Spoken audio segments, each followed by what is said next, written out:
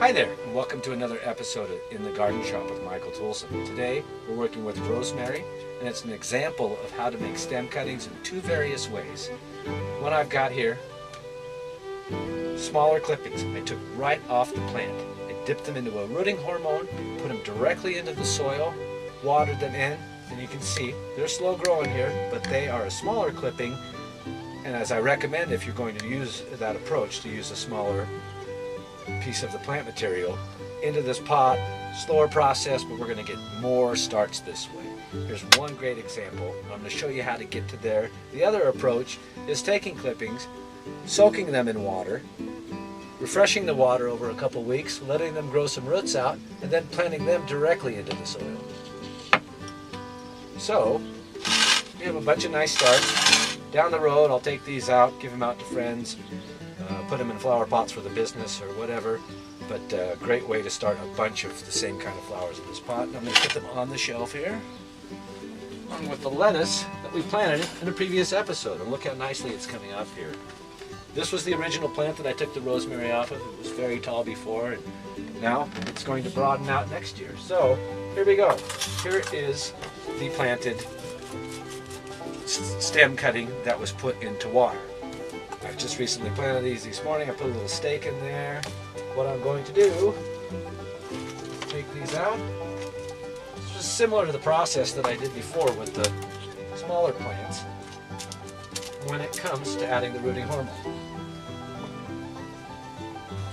What I like to do is take a lid out here. Many cautions on this rooting hormone. I'm not following them. Gloves, don't breathe it in. It's not healthy stuff. I think I'm immune to it by now. At any rate, what we're going to wait for, and here's a great example. Oh, it's been hard not to eat this stuff in the house too. It smells so good.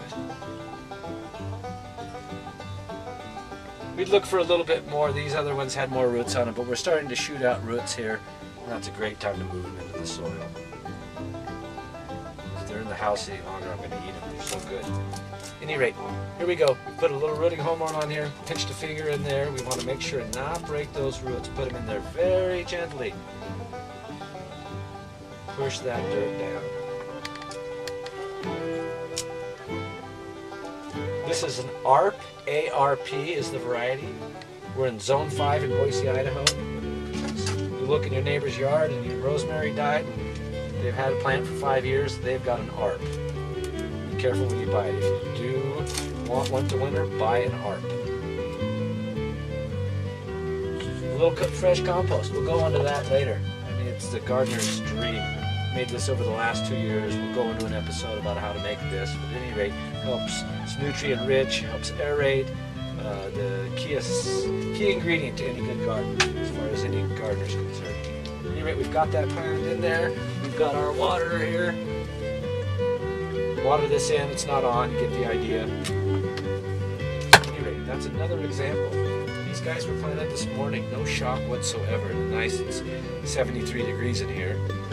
But even in a 50 to 60 degree environment, which is about the best, don't put them directly in the sun after you planted them.